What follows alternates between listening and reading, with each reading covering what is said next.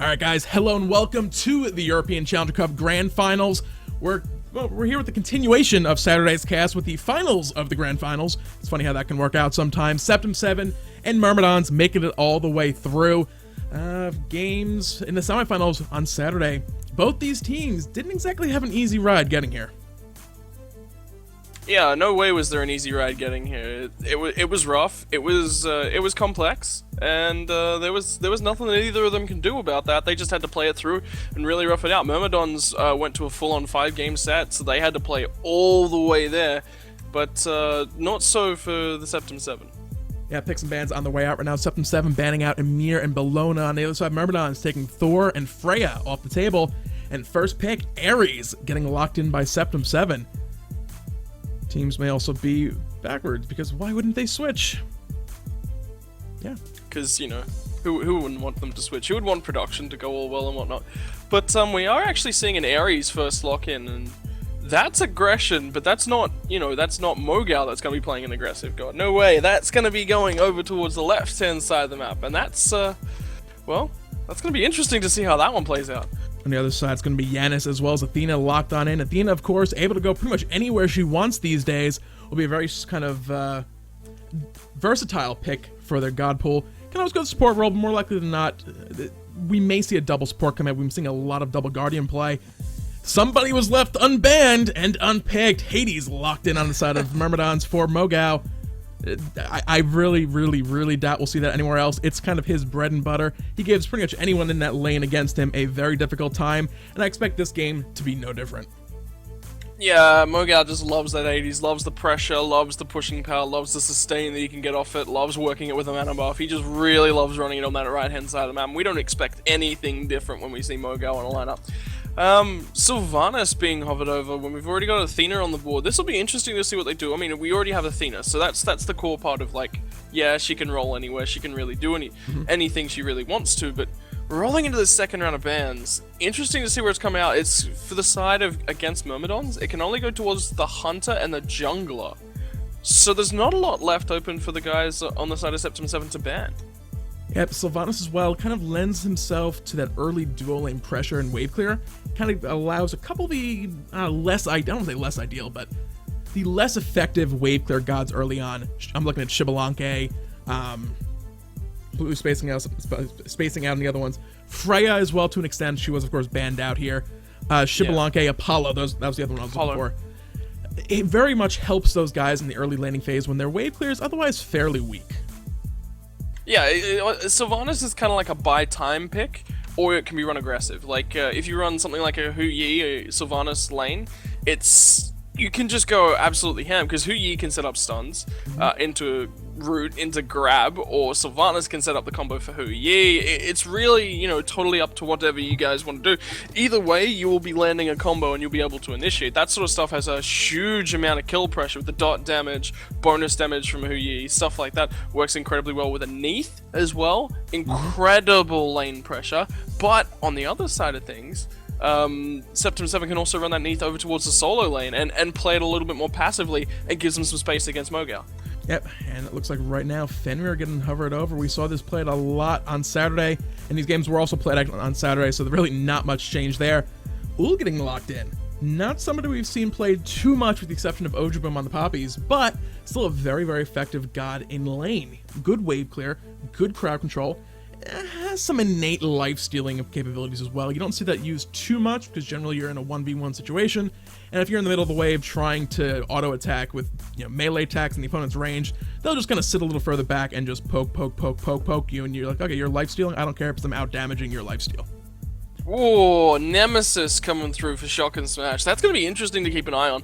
But Ares and Ullr have a really strong combo because the chains slow people down, make it so much easier to land an axe and get that stun into combo off. But Ullr also has really decent early wave clear as well, so he can push it out, and, you know, he's a good counter combo to Neith.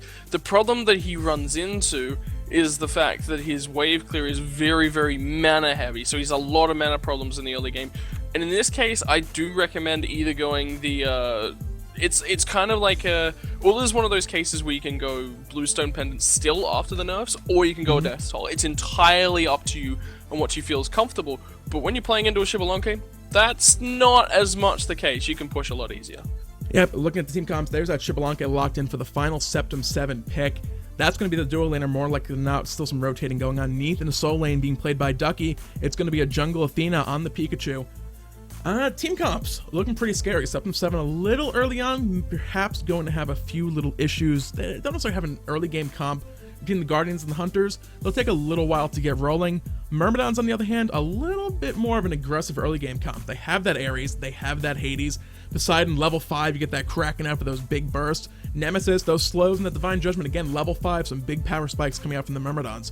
But if Septem 7 can weather that early game storm, their team comp will scale just a little bit better going into mid to late game.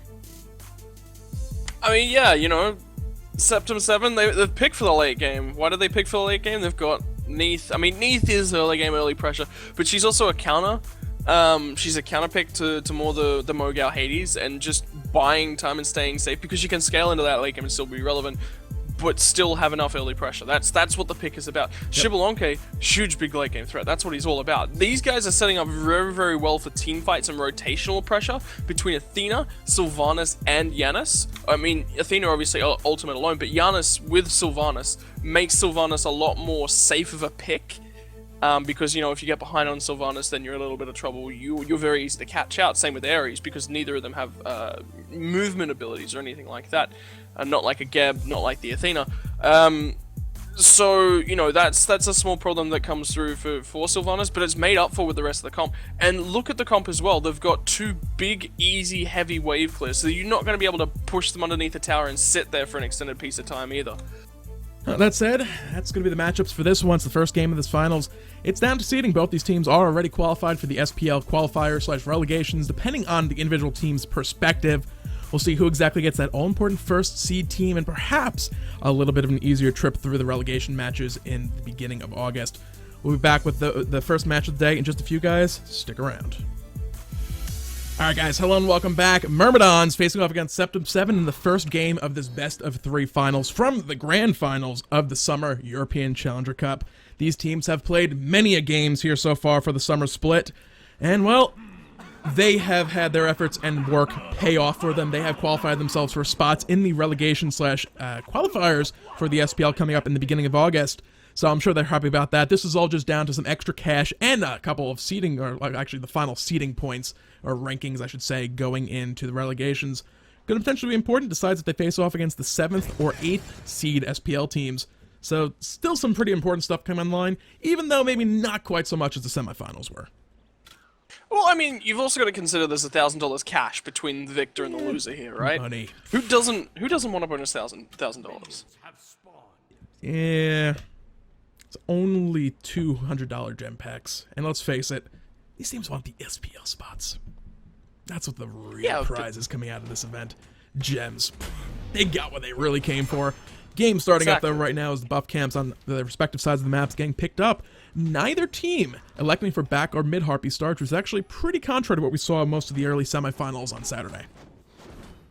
Yeah, and it was interesting to see that, but I also think that the meta is starting to develop away from doing those back harpies, and the reason is that people aren't getting to lanes quick enough. If you have a look at the individual matchups, Ullr Ares doesn't clear camps all that quickly, Sylvanus Xbalanque doesn't clear camps all that quickly. What's worth noting, though, about the meta adjust thing is these games were played on Saturday, so it wasn't they didn't have a couple extra days to kind of figure out what was going on. And this is contrary to how we were seeing these players play the games, just probably an hour or two earlier to these games coming up. So, not to say they didn't make adjustments in the back of the semis. I also think it's matchup specific. I mean, you look at it, Sure. Yeah, Janus kind of does okay. But look at what they're also trying to set up for. From the side of Septem 7, they wanted to get these mid camps, which means they needed to get into the wave, they needed to get that first lane cleared. Neith doesn't clear waves all that fantastically at level 1, you know. Neither does Nemesis, so they needed to get in there and clear as quickly as possible. Oh, early rotation by the jungler to the mid lane means both Harpy camps getting picked up by Septem 7, so a little bit of an early game lead coming out for those guys. Shock and Smash will arrive just to say, yep, those camps were in fact already taken off the map. Go to mid, soak up a little bit more experience, but for now, look at the level difference already pouring up in this mid lane. There's no big level 5 timing fights coming out. No Harpy's going to be spawning at 3-minute mark. As Shotgun Smash took a lot of poke, he's going to be forced back. No real big fights to fight over, but that little early ultimate coming online, you can say, you know what, I could kill you and I'll just go ahead and do exactly that. That level 5 can be so important. Yeah, I mean, look at Tynes. He wants to get ahead on Poseidon. That's what Poseidon's known for. Wave pressure, then kill pressure. One combos into 2, right? It's not like Agni, oh, I need to get 3 bombs online before I'm relevant in the very early portions of the game. It's not Janus, which he's playing up against, who's like, oh, look, I've hit level 5. Okay, let me just get my jungler and my support over to right-hand lane for a gank. It's not like that anything. Poseidon doesn't have a lot of utility. He's about burst and delete combos. There's no huge amounts of utility. There's no huge amounts of consistent damage. It's one big combo, and he needs that level 5 to pull it off. Back Harpy camps were getting looked at over in the right-hand lane. Defender Olympus dropping on down. They're trying to find a counter kill here onto Mogao, who's currently in the Pillar of Agony, trying to lay down some hurt. The taunt saved by Pikachu, and a World Weaver from Ducky gonna find first blood going over the way of Septem 7. So the lead gonna be continuing to grow in this matchup in their favor. Yeah, really, really nice gang. Just some nice calls from them. Ducky knew that he could handle it just a little while longer. They played it out as long as they possibly could, but Mogao had his combo down. He'd already burned through everything. There wasn't much else that he could really do. And itemization-wise, he'd opted for the Soul Reliquary to start off with, so he's looking for early aggression, he's looking for kill pressure. He had bonus mana, he had bonus damage. Ducky's gonna get the kill onto Shotgun Smash in the 1v1? Apparently, we were watching the fight in the mid lane of the jungle. They almost caught Darzer, but a portal through the wall said, I am getting out of that one free. So that's going to be Ducky sitting 2-0-0 in that right lane going up against Mogao. Mogao's still in a pretty decent spot. He did end up, we saw him go back to base. Not going to pick up a teleport or anything like that to get back to lane more quickly. Pull connects on a Dardas, mid lane into portal as well. Unstable Vortex about to come on out. Wrath of Terror, no escape though. They're going to look for the fight, but we're going to have to 3v1. Darzer with the shotgun to the face with that spear, through space and time. Finds the kill onto him. Yeah, that was a really, really nice combo from Big Man Tings. Dardes was walking way too far forward, just grabs him straight on out. You're not going anywhere. Wrath of Terror, let's get another kill. Stars up. Septem 7 are 3-0 right now, and they've got the later game comp as well. Yeah. That kill over that Ducky picked up in the soul lane as well gave him just enough to finish off that Transcendence and pick up the tier 1 boots. With the backflip, he's not going to be too worried about the Pillar of Agony kind of whirlpool of swirling death and doom from Mogao. And look at the poke he's trying to lay out. Yeah, Mogao can continually heal himself up. You go ahead and apply those Blight stacks, use your 3, and you heal not only yourself, but anyone nearby, including minions. So you'd almost expect, in a way, okay, so we'll have a kind of a raw situation. It's going to push the wave forward over and over and over. Neith is more about that quick initial burst clear. A backflip Spirit Arrow will clear the wave very, very quickly as Ducky is doing the little mind games with the World Weaver charging as the gank comes on in. Defender Olympus will drop him in as Ducky backflips back.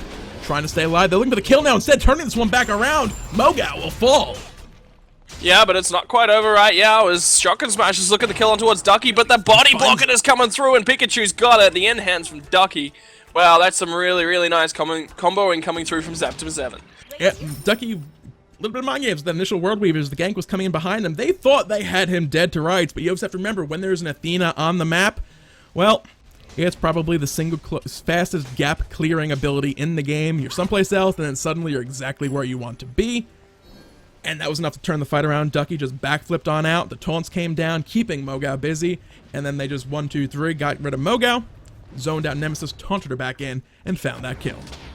But look at the items coming through from Mogao as well. And then, also consider where Shotgun Smash is sitting at in build path right now. Look at Ducky's build. He's got 29 stack Transcendence. I think it was about 20 stack when that fight went down. And boots. So he's got the single highest physical power item in the game. He's already stacked it to a decent point. He's already using his mana pool for offensive stats as well. He's huge on the damage. You've got to respect that. When you're fighting against somebody with Transcendence, yes, they won't have sustain. Well, Neith, never mind. But their damage is going to be so much higher. You can't go near them unless you've got a CC plan. Well, Soul Trap was built by Mogao a little while ago, but he's shifting focus slightly, going for boots instead. He's looking for that extra mobility, because right now, Ducky has that upper hand, going for straight damage. It's not working right now. He needs that kind of pseudo-defensive option of that extra mobility.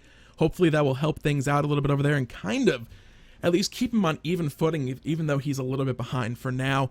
Other than that, I mean, for the moment, Septem 7 have a pretty good control of the map, as they, mid-Harpies were picked up by them just a little while back. And they're right now looking to continue to control this game. Yeah, and if you have a look at the items coming through from Septem 7, they're looking for Haste and Fatalis. This big man Ting's actually going to eat some chains to the face. Girdle of Support was dropped down as well, but Dardes is going to be brought in, grabbed up, and killed immediately because Darda's got the snipe. Sorry, Daza has the snipe on a Dardes. That name is just going to continue getting mixed up. It could be slightly worse. It could be worse. Tynes mid lane looking for the Kraken onto Big Man Tings. In the Whirlpool, Big Man Tings going to give the first kill over to Myrmidons. Now they're looking to turn around to under the tower. Pikachu diving, not a concern in the world, but Divine Judgment comes on down for the slow. And the protection shred, as looks like Pikachu may actually make it out alive and will do so. Shock and Smash trying to put some more hurt onto Darzer. Gonna get a couple more in-hands in, but abilities knocking him off quickly enough. Those minions were just chunking for houses. Lopez finds the kill into Arcal over in that left lane. Wow, Lopez coming out of... Wow. Pikachu! In the mid lane. They're just like, oh, yep, we're going to talk about the left-hand lane. No, we want to fight in the mid lane. Blink in from Dardes. He's looking for chains on towards Darzer. He only got the one now. The Searing Flash is really hurting. And it's going to be the two to come through. The Slice and Dice from Shock and Smash to secure that one. Crazy stuff coming out right now. These teams, like, okay, we're about dead. Let's go get a kill. Oh, shocking that Smash is about dead. Is actually a Pause is going to come out, missing that kill in the right lane. Unfortunately, it would appear that in a straight up 1v1 situation, if Ducky happens to disconnect midway through, that Mogao can in fact find a kill. Didn't exactly see what happened there. Based on those health bars, I'm going to assume the fact that Ducky was in theory not contributing to that little 1v1 fight while he was disconnected, that, yeah, that may unfortunately have been a factor in that fight for him. That said, it's, I'm going to go and fast forward through the pause as quickly as possible. A little too quickly, evidently, as we missed the reconnect there. Neith's in lane? No, she isn't. Little mini-map graphical glitch. She is, in fact, respawning right now still. That said, looking at the state of the game right now, 7-7 still holding up to a very nice lead right now. About 2,500, 3,000 gold ahead of their opponents, as buffs are respawning right now, looking to be picked up by their respective teams. I look at Big Man Tings. He's just like, yo, Harpy Cap? I'm just gonna take me a Harpy Cap. Never mind. Dardes has got other ideas. Searing Flash is coming through, and the wave, but the grab's on towards Dardes, and suddenly Darza's here as well. Wrath of Terror is down there, looking for a lot of damage, and the focus is on towards Dardes. He gets killed off as Ducky is gonna join the fight with the World Weaver, and Tynes is in trouble as well. Darza's gonna clean that one up. Yeah, full-on wombo combos. One of the biggest problems with Ares. If you... Okay, start to fall behind. That confused me for a brief moment. I was like, why is she a defender of Olympus? Does someone 2 feet in front of... Oh, they're at the Gold Fury pit. Zidon figured out what the hell was going on for once. Yay! So, they're going to look to contest this as best they possibly can. Wrath of the Gods is down available. 7-7 will secure the Gold Fury, dropping a Divine Judgment onto Pikachu, but it's a 2v4. They still don't really want to fight this fight. They're going to go ahead and disengage, pick up some jungle buffs. But 7-7, with that Gold Fury, extend their lead even further. And in the right lane, a little bit of revenge for that disconnect kill to Ducky. He just took Mogao's tier 1 tower. Yeah, don't mess with Ducky Mogao. Not right now. Not right now at all. Warrior Tabi online for the Neith as well. So I think that Ducky might even potentially look at Jotun's Wrath at some point this game. Look for that insane power, penetration, and cooldown reduction. That's what he really might be after. Caster Neith. Caster Neith's not a bad thing, mind you. It just relies a huge deal on burst. And then the in-hands come sort of second. They're still good, but you know, it'd be interesting to follow this build and see where we end up.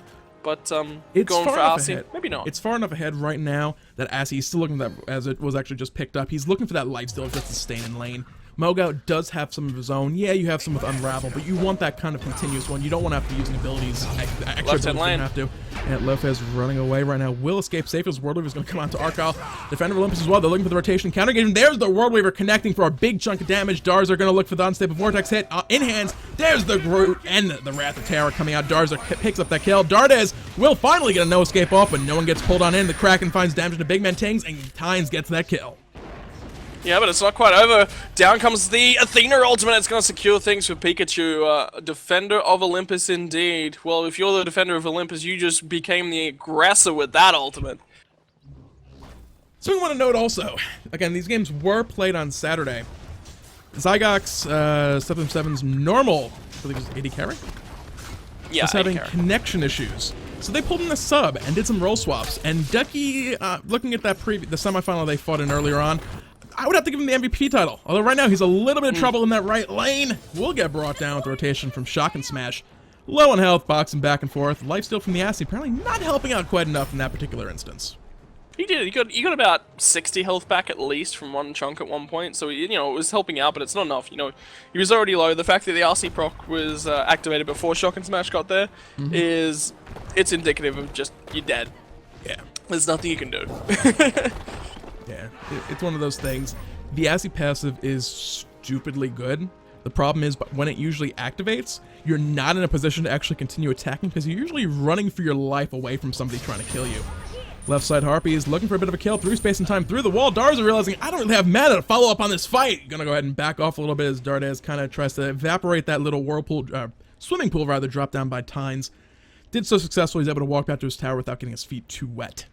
So right side Harpies, they're looking to possibly contest these, but they're a little off spawning, just a little bit of saying, hey, Big Man Tings, what's going on? Haven't seen you, I've been in the soul lane all game so far. But look at the very minor level difference between Mogao and Big Man Tings. Big Man Tings is 11, Mogao's 14, so they're actually pretty damn close. Shock and Smash, though, is going pretty deep in the mid lane. For the combo, Pillar of Agony not actually going to be dropped down, though, when he did not have it available. Pulled back in, Big Man Tings finds that grab, but fight kind of over at this point. Yeah, I'm just going to go ahead and portal himself through the wall. Shock and Smash forth. Tynes finds the slippery portal man behind the walls. Pikachu cleans up and picks up time to answer one back. Now, can he get away himself? Preemptive strike, or charge, dash, whatever. Getting charged up, hanging around. Ducky's but Mogao will fall. Yeah, Ducky with the rotation is successful on that one, and Ducky might channel up the World Weaver as well here if they look to pick up Arcyle. Pikachu's obviously about to base after picking up those mid-harpies on the right-hand side. It's interesting to see where they go from here, because Gold Fury's down. They've got pressure in all three lanes. They've got one tower in all three lanes. So the pressure across the map is starting to expand. But having said that, since picking up the objectives, their gold lead actually hasn't increased all that much compared to where they were earlier. Yeah, that's going to be the final tier 1 tower falling in favor of Septem 7. They've been making good rotations around the map. They've been looking to establish very good objective control as well. You see that Wrath of the Gods online. There was a lot of debate on Saturday at that point in time. There's only a few days with this live patch with the reduction from a straight 25% execute, or 25% execute, I should say, to a flat 900 true damage execute to objectives. So it's a lesser overall, especially once the game gets going. Early in the game, it actually is slightly better against the Gold Fury, not so much against the Fire Giant. However, yeah, there was a lot of debate. Yeah, is it still worth it? A lot of people saying no, not really. You have to still look at it. It's still an extra 900 damage to help you burst through that health bar on those objectives that much more quickly. And if you stack and combo with another ability, you say, okay, it's not just 900, it's now we have 900 plus an unstable vortex that hit for another 800. It's an 800 stacked with that double tap from that shield wall from Athena. The Neith, Spirit Arrow, backflip, detonation combo. You can use it as part of a combination to still secure the objective. And while yes, it's not a straight up 25% execute, you have situations, words are hard, situations like this where we have it, that's an extra 900 for us, and the enemy team didn't go that route, so that's 900 extra damage for an execute on a Fire Giant or a Gold Fury that we have and they don't. Yeah, 100% right. It's you're buying into 900 damage on minions and monsters, right? That's what you're looking for when you pick it up.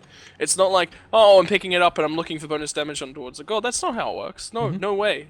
You're just looking at for bonus secure potential. That's what 100% what it should have been about all the time, and that's what they're trying to return it to. But Athena Ultimate's going across to try and help Ducky. Ducky, as Mogao will drop down the Pillar of Agony. Ducky very, very low. Whirlwind again, charge up, looking for the stun. Gonna be picked up by Mogao with the death from below. He's got to that point in the game where he is pretty tanky. He's a guardian. He has those protection scalings. Shock and Smash will have been forced back to base, but the engagement went in favor of the Myrmidons, but they did lose that Gold Fury at the same time. Yeah, and now they've burned the Kraken as well. Darkest of Nights is brought down just to sort of buy time and safety. But left-hand lane, look at where Lopez is. He is just continuing to pressure up over in towards this left-hand lane. He does not care. He is outboxing Arcyle. And that's a problem. That's a huge problem. It should be Ullr outboxing, Xbalanque. Yep, Shock and Smash looking to slow him down right now, trying to save that slow until after the Rising Jaguar was used, but he didn't take that little bit of a bait. Darda is now in a 1v4 situation, looking for the opportunity for that no escape, but was not able to use it too effectively. Might have actually still been on cooldown. Shock and Smash will be forced to beads out of the potential grab from Big Man Tings in the back of that route. They're low in health. Septem 7 don't really want to stick around right here, but they can look to full-on machine as Big Man Tings forced to Wrath of Terror. Yeah, and he's still not going to get the heck out of there. A Shock and Smash secures that one up, but now they've got the through space in time. Septem 7 have Ducky on the backside. He's not too far away. They're looking to just buy time for him to re-enter the fight, and that's why you see the blink through the portal in towards Shock and Smash. They're trying to focus on towards him, and Ducky's here. If they get a Spirit Arrow on towards him, he's dead. Pikachu to confirm that kill. Mogao wants a little bit of something else, and he's found Slowfest. Yeah, the Defender of Olympus dropping down. They're looking to turn this fight around. Archive going to Glory Band out to safety. Mogau's teleport. Dangerous slow Pikachu. Taunting back in. Dardes, the tower gets in the way of the camera. Dardes turns one around. Ducky answers straight on back. And now looking to give chase. Archive backflip. Back to out of the words again. Out of the tower range to avoid taking those shots. As a hunter, yeah, kills are juicy, but generally you don't want to be tanking up the tower. Yeah, heck no, heck no. That's what Ducky was saying right there. No, get this thing off me. Tynes, though, is going to try and follow them through the jungle. But look at his level. He is not even as high. Spirit Arrow does miss, but the Kraken combo is good, and Ducky is in incredible amounts of trouble, but he's going to get out of there as Lofez gets the first kill, and now the focus on towards Archive, looking for a second. Not quite going to secure that one, but they will go in a 1-for-0 combo against the enemy mid laner, and that's a Poseidon, too. Yep, here's a little bit of an answer back to that previous fight. Septem 7 still very much in control of the map overall, but they have to be careful. Myrmidons are starting to find kills of their own. It's not a straight-on decline. Looking at the Golden Experience graph, yeah, they have a 5.3k gold lead, but look at it. It's not a straight, it's not a steps to victory situations you like to put it. It's not a straight just downhill slide, bleed, gushing open wound type situation. They're it's still going their general direction, but it's starting to level off a little bit. There's some a little bit of back and forths going on. There's a couple dips back towards the Myrmidon side of the graph. So, in Septem 7, while they still have control, they have to be careful that they don't start getting too over-aggressive with the lead they do have. Yeah, there have been spotlight moments. Dardes has been crucial to try and set up some no escapes. They haven't really been coming off so far this game. And now look at the contestant around this red buff as well. Getting aggressive the moment, Septem 7. They're trying to look to go aggressive. They want to be able to try and pressure out the Myrmidons because they've got the better comp at this point in time. They've got two hunters. They've got two hunters online is even a more crucial aspect. Executioner actually most of the way done. It'll be up in just a few seconds for Lofez whenever he decides to base next. Blink Tron coming in mid lane, found Tynes. Unfortunately, follow-up wasn't quite there. They will still look for the fight in the backside of this one. The portal did catch somebody through space and time, looking for the kill in the deep back line. Did not connect.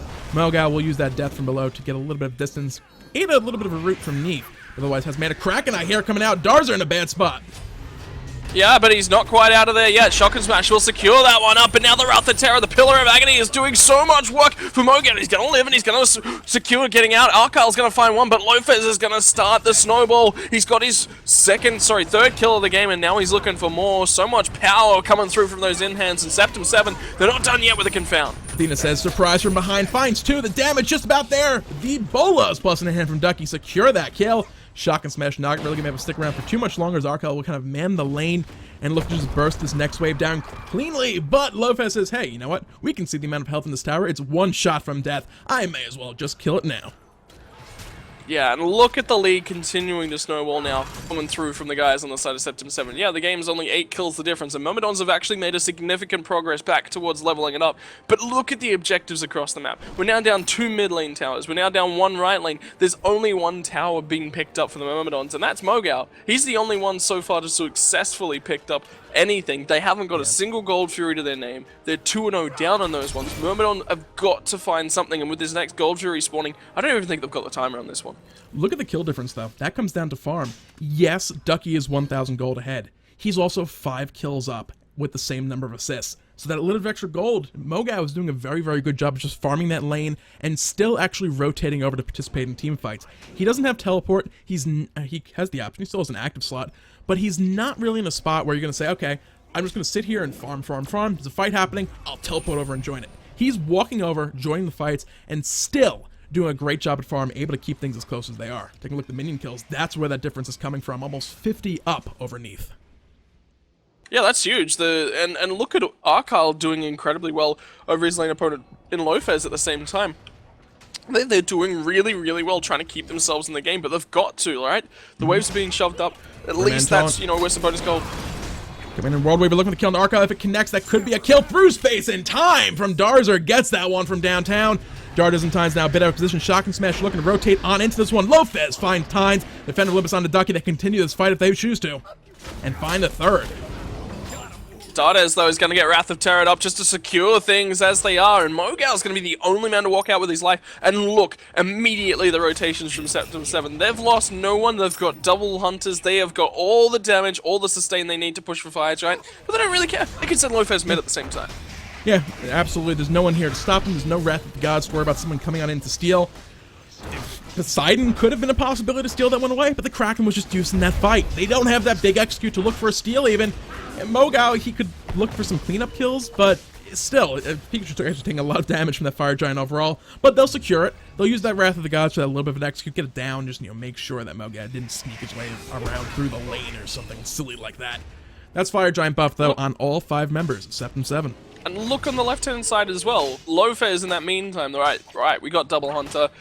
We don't really need both of us. We've only got Mogao to contest with, and Mogao was just forced out. We're totally fine here. We can just take this, go and get more gold off the map. So they get a Fire Giant and a Gold Fury off that last fight. They didn't lose a single member. They wiped for so 4-0 fight, and Myrmidons are just about out of this one. They're now at 10k gold difference, right? They're at 14.5k experience difference. Their levels are nowhere near those of their opponents on the side of Septem 7. Arkyle's 3 behind Lopez, and Lopez is capped out, so he's actually starting to catch up. 4 in the mid lane to Daza, 3 in the jungle, and another 2 at support. When support's 2 levels up, that's a huge advantage. Yeah, looking at the Hunters as well right now, Crit just started to come online. You can, people are like, oh, Hunters are overpowered, Hunters are too good. Early game, they're definitely a lot better off than they were a few months back. But, no matter how you look at it, it's, oh yeah, they're decent mid-game, early game. It's really when that crit finally starts to come online that Hunters go from good to great. We're just going to rip you apart. And those short swords, or Hidden Blade, or Ancient Daggers, or Hidden Daggers, whatever that Tier 1 Rage is actually called, they're going to be looking for a little while, is now built up. You're going to see those crits starting to come out, and with the Fire Giant buff, they're going to really start to be hurting here in the future. Pikachu finds Stu Baton. Yeah, and he's going to continue to chase this one out. Arkyle was one of them. He's forced to beads out the snare to come through. Yeah, Darzer, second time this game, onto the same person from downtown, finds that kill. With the I don't even know what to say about that, man. Yeah, that was just amazing. And Pikachu's going to find another taunt. It's on towards Tynes. They're finding the right taunt. Stardust gets everyone caught up in that ultimate, but it means absolutely nothing. Down comes the Defender of Olympus, who was supposed to get Pikachu out of the grab, but now look at the Pillar of Agony. It's on to 5, and they've got no beads, but they don't really care. They're just going to auto their way through him. Shark and Smash goes down to Lopez, and he's stacked out at this point. Tynes, how are you still living, son? It was close. It was down to, will it charge up quickly enough before I lose vision? The answer was, I will have to fire it now and hope for the best, and Tynes, fortunately for him, will barely survive the one. Kraken comes out, not that much damage. Ducky will survive the engagement now as the chains are getting applied from Darzer and Dardes, and one killed the other and stuff happened. It is, however, going to be a victory coming out for Septem 7 as they finally bring down the Titan. Myrmidons will lose Game 1 of this best-of-3 series. And important to point out as well from the side of Septem 7, they didn't ban Mogao's Hades. They were like, okay, take it. Take it. So they've planned and prepared for this draft, right? What's that saying right there is, what do we stick Mogao on now? Mogao's just lost on Hades. What do we do?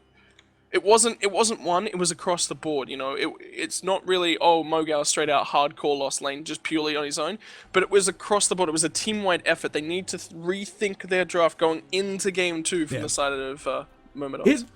It really wasn't down to the Hades pick. Mogao played that game fine. He's in the solo lane. He really wasn't able to contribute much to the fight.